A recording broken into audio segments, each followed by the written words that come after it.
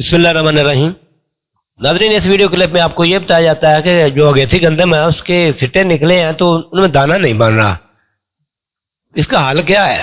سٹے بڑے شاندار نظر آ رہے ہیں لیکن ان کی رنگت تھوڑی سی ڈاؤن ہے۔ تو بات یہ ہے کہ اس سال وسط اکتوبر سے لے کر جو 5 نومبر تک کاشتہ اگیتھی گندم ہے نا، وہ اس گندم کے سٹے جو ہے نا یہ سردی سے متاثر ہو گئے ہیں۔ خاص طور پر اس کا جو میل حصہ ہے نا وہ سٹیرائل ہو گیا ہے۔ چکنی زمینوں میں یہ مسئلہ کم آیا لیکن ہلکی میرا کمزور زمینوں میں یہ شکایت زیادہ ہے۔ یہ شکایت سندھ میں تو کافی کم ہے۔ اس کی وجہ یہ ہے کہ وہاں پہ تو اتنی ٹھنڈ پڑی نہیں ہے، ٹیمپریچر وہاں معتدل رہا ہے سردیوں میں۔ جنوبی پنجاب میں سب سے زیادہ اس کا دیکھنے میں آ رہا ہے، جنوبی پنجاب اور تھل ایریا میں بھی ہے۔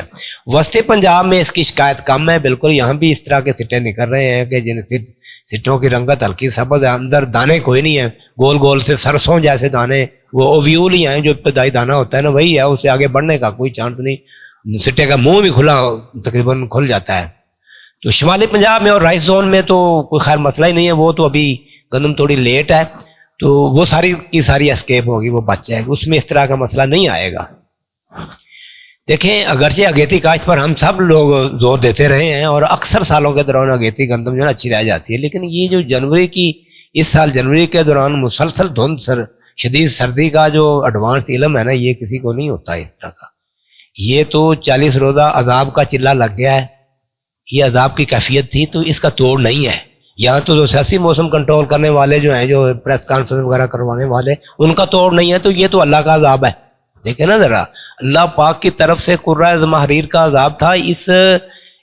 اب آپ دیکھیں کہ اس سال جو ہے نا یہ نیم کے درخت جو ہیں پورے جہاں جہاں یہ سردی پڑتی رہی ہے وہ خشکی ہو گئے ہیں۔